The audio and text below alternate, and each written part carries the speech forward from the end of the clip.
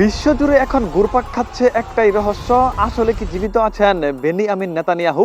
কয়েকদিন ধরেই তাকে ঘিরে বাড়ছে অনিশ্চয়তা, আর তাতে নতুন মাত্রা যোগ করেছে সাম্প্রতিক দাবি পাল্টা দাবির ঝড়। ইরান বলছে তাদের হামলায় ধ্বংস হয়েছে নেতানিয়াহুর দপ্তর, এরপর থেকেই তিনি কার্যত আড়ালে। যুদ্ধের তীব্র উত্তেজনার মাঝেই এই নিখোঁজ রহস্য আরো ঘনীভূত হচ্ছে, আর এর সঙ্গে যুক্ত হয়েছে কৃত্রিম বুদ্ধিমত্তার বিভ্রান্তিকর খেলা। ঘটনার শুরু 2 মার্চ।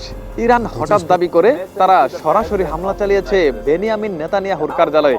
এরপর থেকেই জনসম্মুখে আর দেখা মেলেনি তার। মুহূর্তেই ছড়িয়ে পড়ে জল্পনা, তিনি কি নিহত নাকি পালিয়ে গেছেন জার্মানিতে। পুরো মধ্যপ্রাচ্য তখন যুদ্ধের আগুনের পাশাপাশি ঢেকে যায় এক রহস্যময় ধোঁয়াশায়। এরই মধ্যে 15 মার্চ হঠাৎ প্রকাশ পায় একটি ভিডিও। জেরুজালেমের এক ক্যাফেতে বসে নিশ্চিন্তে কফি খাচ্ছেন নেতানিয়াহু, কিন্তু এই দৃশ্য শান্তি নয়, বরং নতুন বিতর্কের জন্ম দেয়।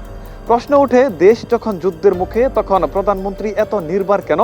নাকি পুরো ভিডিওটাই ভুয়া? সোশ্যাল মিডিয়ায় ছড়িয়ে পড়ে অভিযোগ এটি ডিপফেক, কৃত্রিম বুদ্ধিমত্তার তৈরি এক ছলনা।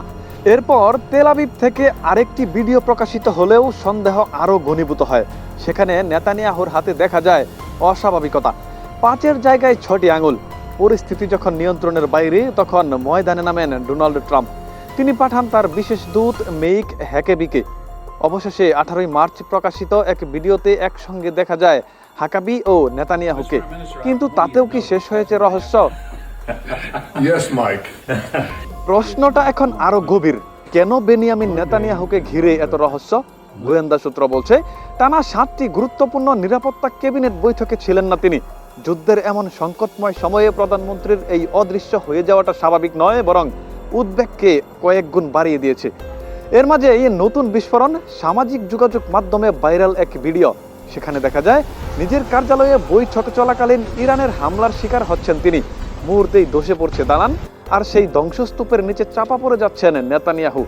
কিন্তু এই ভিডিও বাস্তব নাকি নিখুঁতভাবে বানানো আরও একটি বিভ্রান্তি?